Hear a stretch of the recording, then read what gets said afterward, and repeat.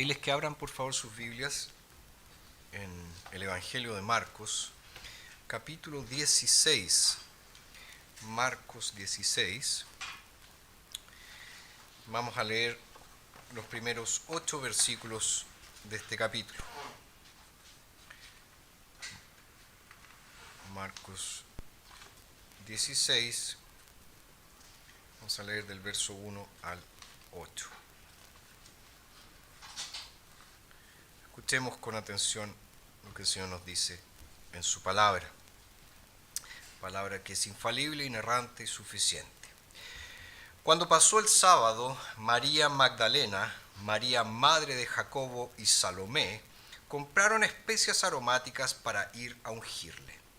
Muy de mañana, el primer día de la semana, fueron al sepulcro apenas salido el sol y se decían una a la otra: ¿quién nos removerá la piedra de la entrada del sepulcro? Pero cuando miraron, vieron que la piedra ya había sido removida, a pesar de que era muy grande. Y cuando entraron en el sepulcro, vieron a un joven sentado al lado derecho, vestido de una larga ropa blanca, y se asustaron. Pero él les dijo: no se asusten. Ustedes buscan a Jesús de Nazaret, quien fue crucificado. Ha resucitado. No está aquí.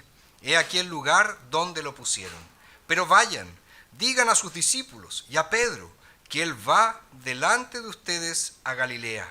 Allí lo verán como les dijo. Ellas salieron y huyeron del sepulcro, porque temblaban y estaban presas de espanto, y no dijeron nada a nadie, porque tenían miedo.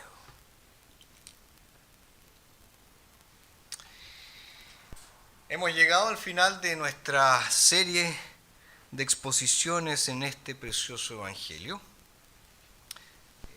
poquito más de 50 sermones hicimos, o sea, prácticamente estuvimos estudiando un año el Evangelio de Marcos, domingo tras domingo.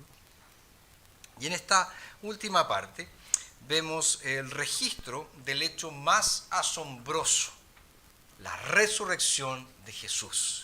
Jesús ha resucitado.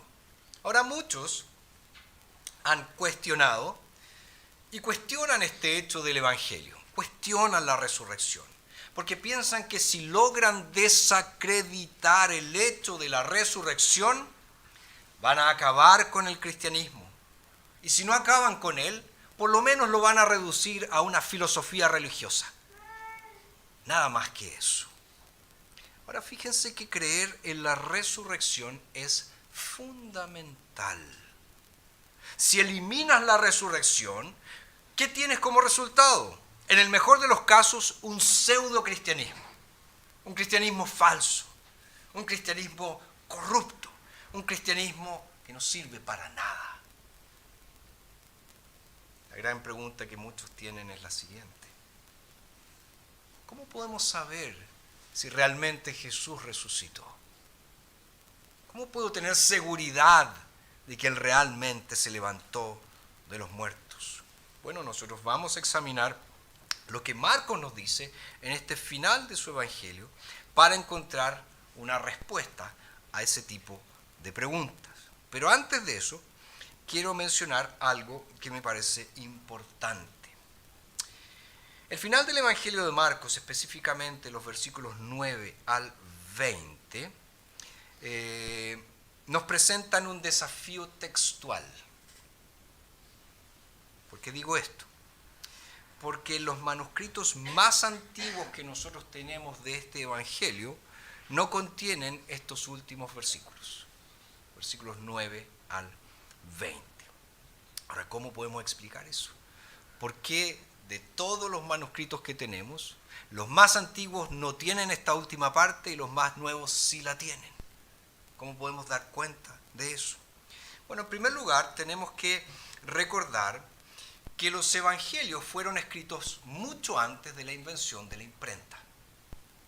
Es decir, Marcos no tuvo la facilidad de llevar su manuscrito a la imprenta local, pedirle a los editores que lo revisaran, que lo corrigieran, y una vez corregido, imprimirlo y distribuirlo miles y miles de ejemplares.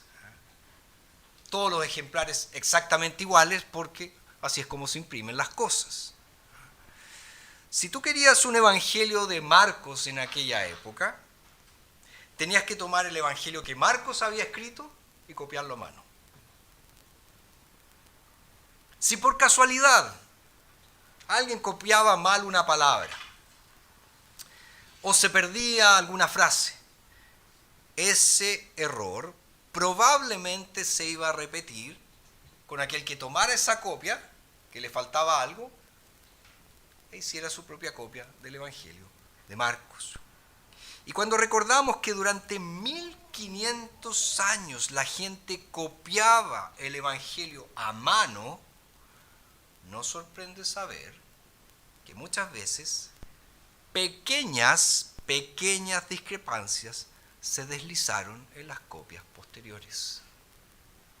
Ahora imagino que alguno de ustedes está pensando, entonces, ¿cómo podemos estar seguros que el Evangelio que tenemos hoy es el Evangelio que escribió Marcos?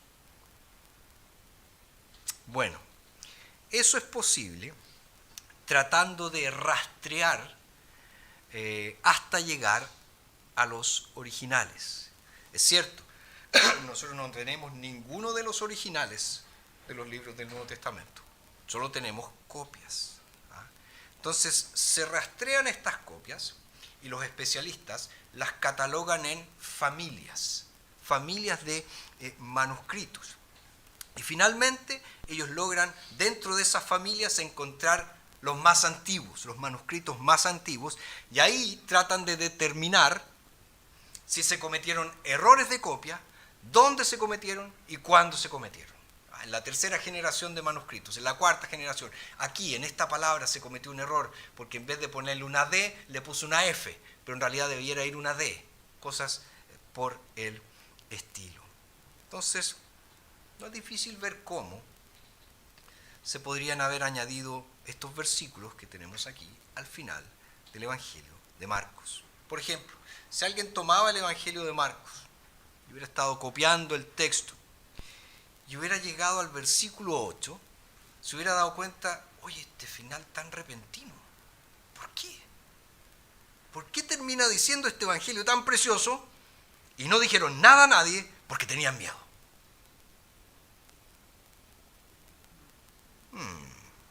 Algo falta aquí, algo está faltando. Entonces, ¿qué puede haber hecho? Le voy a agregar un apéndice, le voy a agregar un anexo, porque siento que este final es muy abrupto, entonces le voy a agregar algo y tomo enseñanzas que encuentro que son más relevantes en el final de los otros evangelios y las incorporo aquí. Y parece probable que esto haya sucedido en el Evangelio de Marcos, ya que, como les decía, los dos manuscritos más antiguos que tenemos de este Evangelio terminan en el versículo 8 del capítulo 16. Es decir, no contienen los versículos 9 al 20. Ahora también es claro que tal vez en esos dos más antiguos que tenemos les falte la parte final. También puede ser una posibilidad. Pero lamentablemente no tenemos seguridad acerca de eso. ¿Qué es entonces lo que la mayoría de los estudiosos del Nuevo Testamento concluyen? Es que todo indica que Marcos 16, versos 9 al 20, no estaba en el texto original del Evangelio. No pertenecía al Evangelio original. Ahora, ¿por qué? ¿Cuáles son las razones que dan estos especialistas? Bueno, en primer lugar, que estos versículos no están escritos en el mismo estilo en que está escrito el resto del Evangelio. Estamos hablando de especialistas, lingüistas que son especialistas y dicen el estilo en que está escrito todo lo demás del Evangelio es diferente a cómo está escrito esta última parte. Entonces esto parece que lo escribió otra persona, no lo escribió el mismo Marcos. Eso sería en primer lugar. Por otro lado, estos versos 9 al 20 se leen más bien como un resumen de la tradición de la iglesia que encaja en parte con aquello que encontramos en los otros evangelios, pero no encaja exactamente. Por ejemplo, Marcos 16, versos 12 al 13, nos puede parecer un resumen de lo que Lucas dice en el capítulo 24 cuando se refiere a los dos que iban camino de Emaús. Nos puede parecer, pero no es tan coherente como el registro que está en Lucas. Hay algunas discrepancias.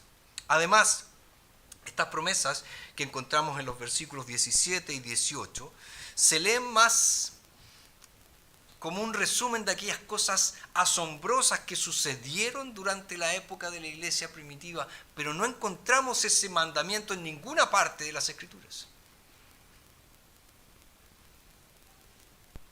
Entonces, se llega a la conclusión de que Jesús nunca prometió este tipo de inmunidad física que vemos aquí.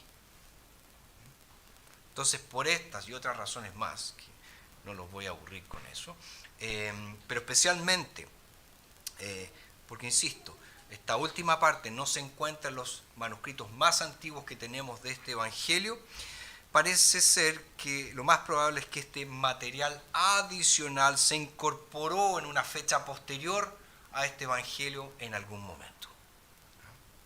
Entonces, aclarado ese asunto textual, volvamos a nuestro texto, Marcos 16, 1 al 8. Hay tres cosas que quiero mencionar sobre este texto hoy.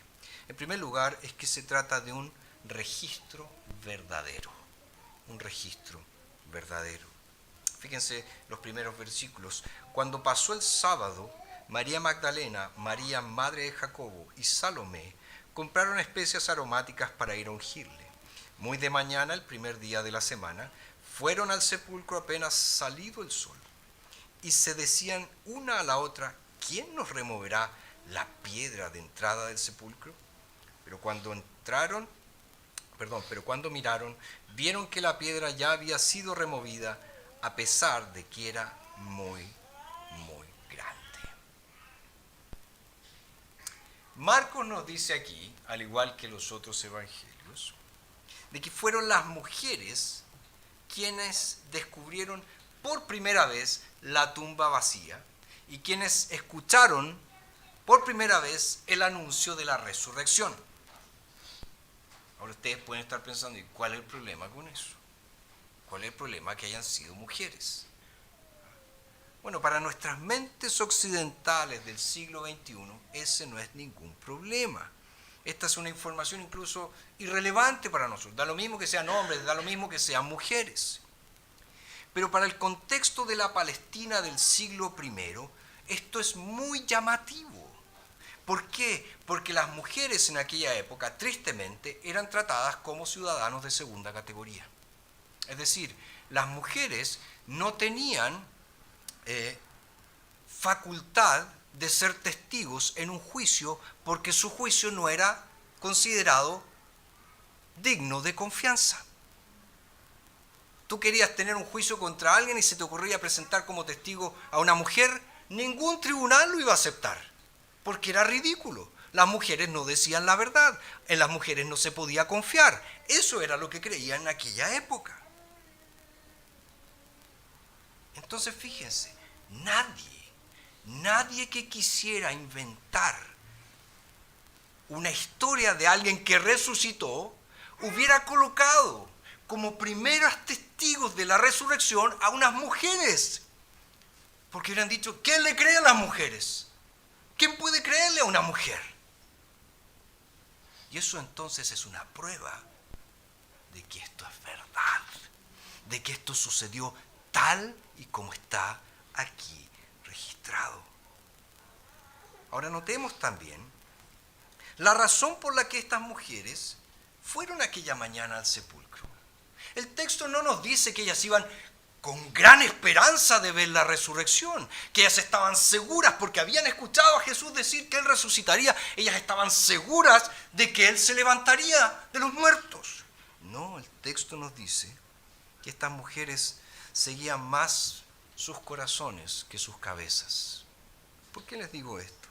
Jesús había estado muerto durante 2 días en un clima donde los cuerpos rápidamente se descomponían.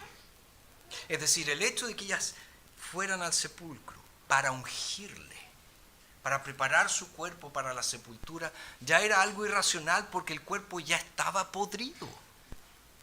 2 días en un clima tan caluroso, el cuerpo ya estaba podrido. Entonces ellas estaban siguiendo más bien su corazón que su mente. La idea de ir a ungirle, insisto, ya era una locura. Además, estas mujeres habían visto cuando colocaron el cuerpo de Jesús en la tumba y habían visto también cómo habían rodado una gran piedra en la entrada de esa tumba. Y parece, por lo que nos dice Marcos aquí, que solo cuando ellas caminaban rumbo al sepulcro, que se preguntaron, ¿quién nos va a remover la piedra? ¿Quién va a quitar esa piedra? Si nosotros no podemos hacerlo. ¿Se fijan entonces cómo estas mujeres estaban siguiendo más bien su corazón en vez de la lógica, en vez de la razón? Otra característica que demuestra lo verdadero de este registro, lo verdadero de este registro.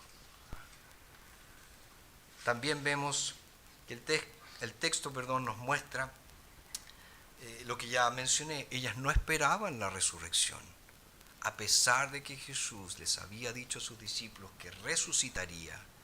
Ellas, como nos dice finalmente el verso 8, se espantaron ante la noticia y se llenaron de temor.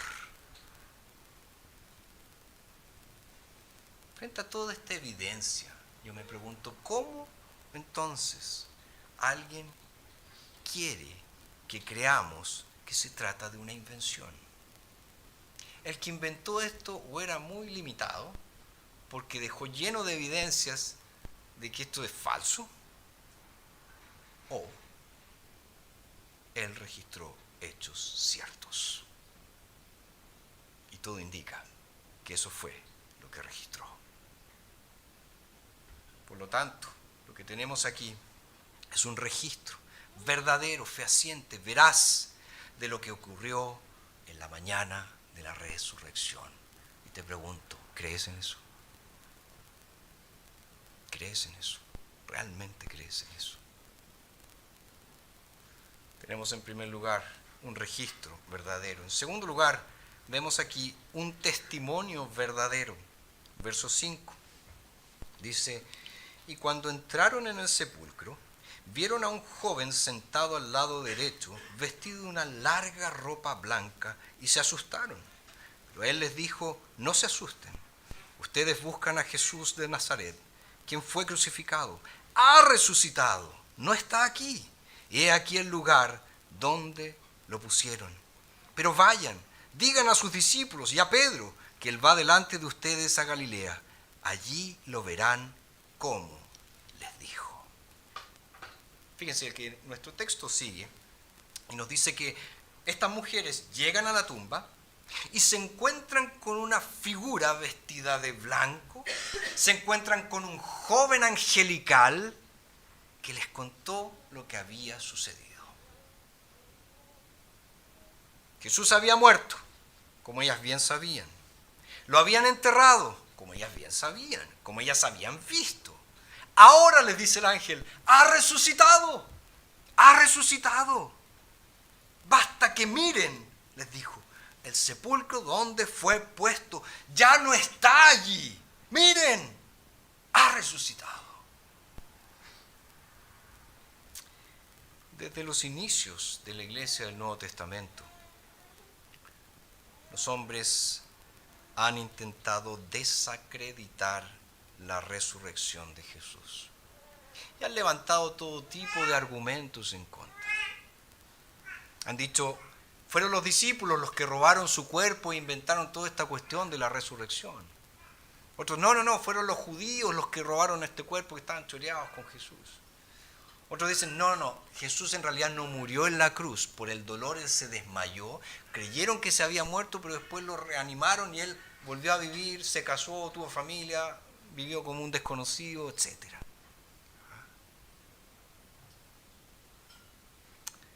Pero cuando nosotros leemos los evangelios, todos esos argumentos caen al suelo y el testimonio angelical permanece. ¿Cuál es ese testimonio angelical? Él ha resucitado. Él ha resucitado. Fíjense, si los discípulos hubieran robado el cuerpo de Jesús, como algunos argumentan, ninguna de las marcas de estos informes auténticos estarían allí. ¿A qué me refiero? Las marcas de las vidas transformadas de esos hombres. Es cosa de leer los evangelios, cómo eran antes y después de la resurrección. Sus vidas fueron completamente transformadas. Ellos tampoco creían al principio. Además, imagínense, si ellos hubieran robado el cuerpo de Jesús y hubieran inventado todo este asunto de la resurrección, acuérdense, todos ellos sufrieron el martirio. Tendrían que haber sido unos locos para morir por un cuento que ellos inventaron. Si los judíos hubieran sido los que se robaron el cuerpo de Jesús, frente a la predicación de su resurrección, ¿qué hubieran hecho? Aquí está el cuerpo, mírenlo, aquí está. ¿Qué resucitó? Aquí está el cuerpo. Lo hubieran exhibido públicamente. Pero Él ha resucitado. Ha resucitado. Fíjense que en el texto original es una sola palabra. Nosotros tenemos dos. Ha resucitado. Pero en el idioma original es solo una palabra. Y esa breve y simple palabra anuncia el milagro más grande de toda la historia. Y ese milagro más grande de toda la historia es la puerta para entender quién es realmente Jesucristo. Y luego de estas palabras del ángel, ha resucitado, ¿qué hace con ellas? Le dice, miren, echen un vistazo, no está aquí. Dice, he aquí el lugar donde lo pusieron.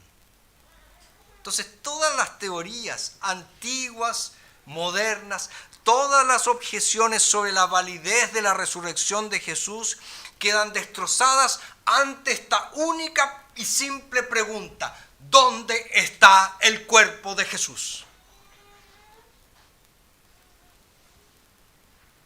No está allí, porque resucitó,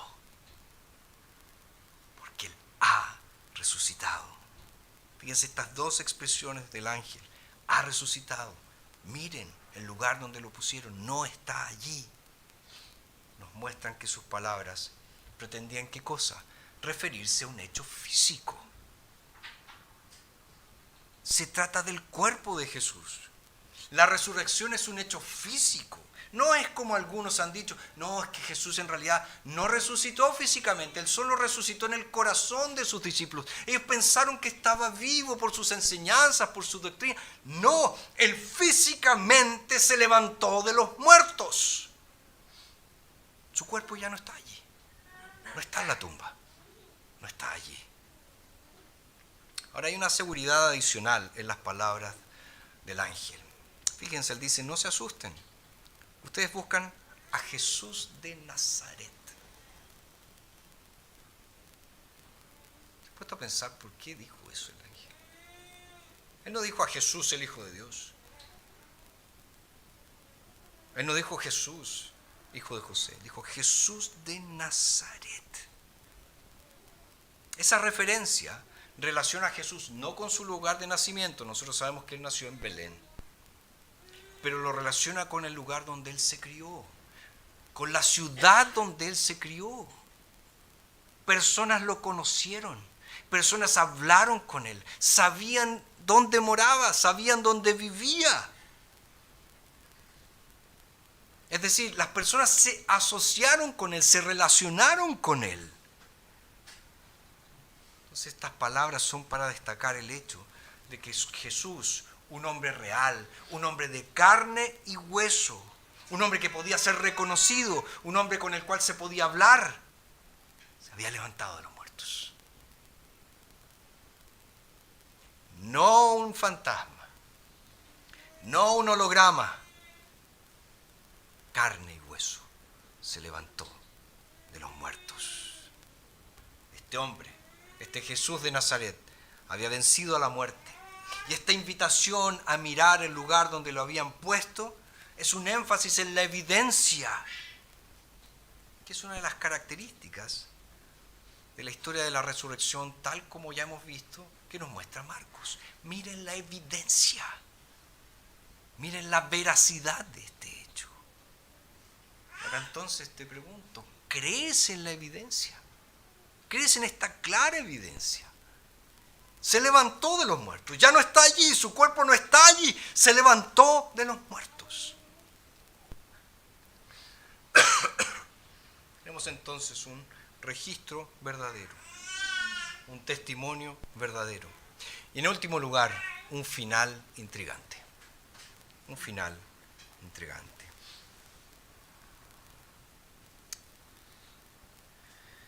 Si bien esta defensa del hecho histórico de la resurrección se debe deducir, ¿verdad?, de todos los evangelios, debemos notar que el contenido del mensaje que recibieron estas mujeres fue bastante diferente. El ángel les dice que estas mujeres debían decirle a los discípulos que debían ir a Galilea y allí se encontrarían con Jesús. Y nos dice, y a Pedro, díganle a Pedro también. Ahora, ¿por qué Pedro? ¿Por qué Pedro? Bueno, la conclusión de los estudiosos es que Marcos, recibió este evangelio de Pedro. Pedro fue quien se lo enseñó. Pedro fue quien redactó prácticamente o oralmente le dictó, mejor dicho, este evangelio. Juan Marcos lo fue redactando. Entonces, eso nos permitiría entender este énfasis final en Pedro. A propósito, este evangelio es de Pedro. Pedro me lo encomendó a mí. Por eso le pongo acá su nombre al final. Pero obviamente hay mucho más que eso. Hay mucho más que eso. Fíjense que esta fue la primera palabra de Jesús por medio de su ángel a sus discípulos después de Getsemaní.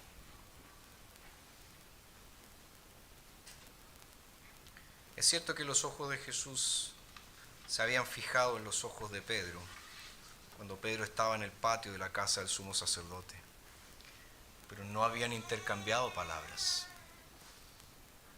Y el Señor sabía todo lo que Pedro había experimentado, la vergüenza, la desesperación frente a la negación. Y sabía muy bien que Pedro había llorado amargamente después de haber negado a su Señor por miedo. Por lo tanto, había razones especiales por las que Pedro debía encontrarse con Jesús en Galilea. Necesitaba Pedro enfrentar su fracaso. Necesitaba ser perdonado. Necesitaba ser restituido para convertirse en un siervo útil para el Señor Jesús. Y allí entonces en Galilea, Pedro comenzaría de nuevo. Pedro comenzaría un nuevo servicio, ya no basado en su fuerza, ya no basado en sus convicciones, sino en el poder de Jesús.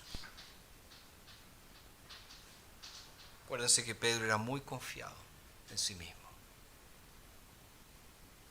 Pedro dijo, aunque todos se escandalicen, yo no. Aunque todos te nieguen, yo no. Estoy dispuesto a ir contigo a la muerte. Y cuando una sirvienta le dijo, tú eres uno de ellos, no, yo no lo conozco. Cuando le insistieron, no, nunca he visto. Cuando ya se pusieron más insistentes, él comenzó a maldecirnos, dice, para afirmar que no lo conocía. El Pedro orgulloso, confiado en sí mismo, había sido destruido. Por eso él necesitaba especialmente esta palabra. Pedro, ve a Galilea. Ve tal cual eres. Un fracaso. recibirás mi perdón y mi restauración. Ahora, quizás lo más interesante de estos versículos, como ya vimos que así terminan los dos manuscritos más antiguos que tenemos, es este final tan abrupto.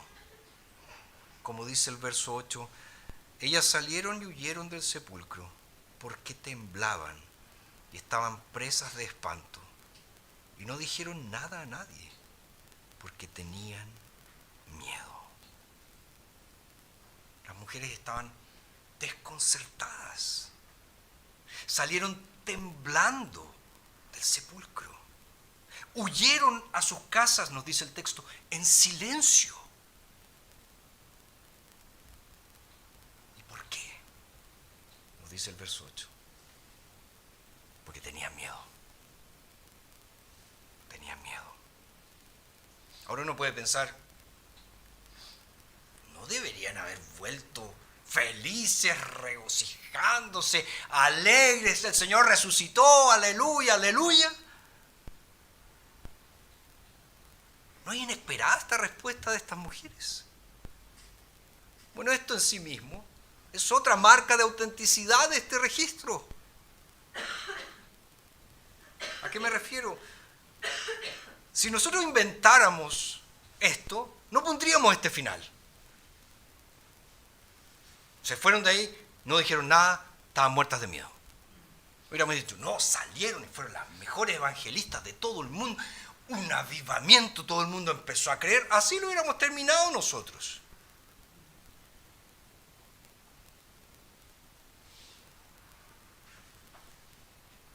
Pero fíjense que no fue así como Dios, inspirando al autor bíblico, decidió que terminara este evangelio, sino que terminó diciendo, porque tenían miedo. Y si nosotros hemos prestado atención, esa expresión es muy importante en este evangelio. ¿A qué me refiero? En Marcos, el miedo siempre es la respuesta humana a la irrupción del poder de Dios. Es el miedo que experimentaron los discípulos cuando estaban en la barca y se levantó la tempestad y Jesús se puso de pie y dijo, calla, enmúdece. Y estaban muertos de espanto y se decían los unos a los otros, ¿quién es este que el viento y el mar le obedecen? Es el miedo de los gadarenos. Cuando Jesús le dijo a la legión, sal. Y los gadarenos, que se vaya, que se vaya, que se vaya. Porque estaban, nos dice, muertos de miedo.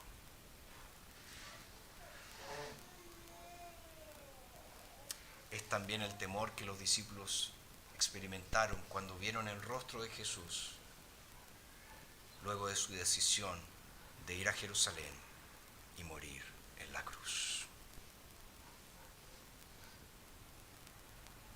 Este miedo, insisto, es la respuesta de hombres y mujeres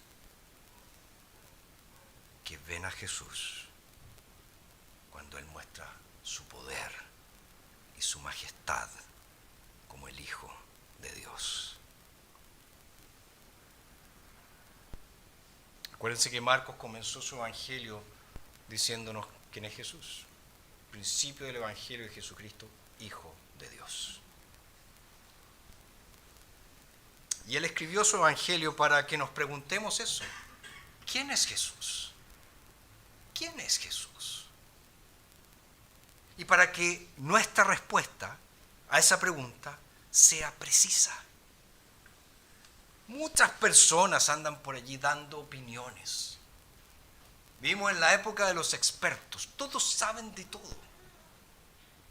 Por ejemplo, todos son los mejores directores técnicos de una selección hoy en día. Todos saben cómo ganar, menos los directores técnicos. Todos son los mejores políticos del mundo hoy. Todos saben cómo hacer política. Pero la Escritura nos llama a no ser opinólogos, sino a responder con precisión bíblica. Marcos aquí nos muestra la naturaleza de una verdadera respuesta a Jesús. Ese tipo de maravilla, es el tipo de asombro que debe producir saber que el Hijo de Dios vino a vivir entre nosotros, que nació, que murió en una cruz y que resucitó al tercer día. Es ese sentimiento de asombro, de maravilla, que marca el comienzo de una vida de comunión con el Salvador resucitado. No es terror, no es terror, es estar abrumado por la grandeza, por la majestad, por el poder de Jesús y quedar sin palabras.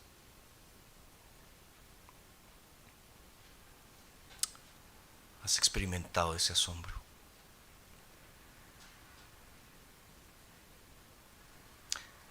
¿Te maravilla la resurrección de Jesús? Hoy ya estás tan acostumbrado a hablar de eso que es normal. ¿Te deja atónito el saber que Él se levantó de entre los muertos?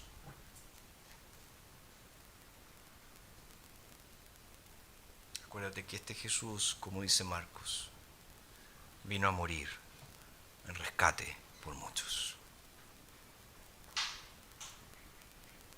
Y ahora que hemos concluido nuestra serie de sermones en Marcos, es bueno que te preguntes, ¿he sido rescatado por Jesús? ¿Realmente he sido rescatado por Él? Él es mi Salvador. Y acuérdate que si crees con tu boca, si confiesas, con tu boca, y crees en tu corazón que Dios lo levantó de entre los muertos, eres salvo. Por lo tanto, que nunca te deje de maravillar, nunca te deje de llenar de santo temor saber que el Hijo eterno de Dios viene a este mundo a morir por ti.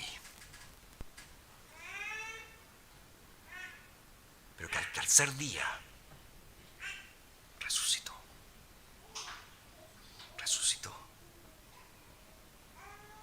Para que seas declarado justo delante de Dios si pones tu fe en Él. Es el mensaje del Evangelio. Esas son las buenas nuevas de salvación. Oremos.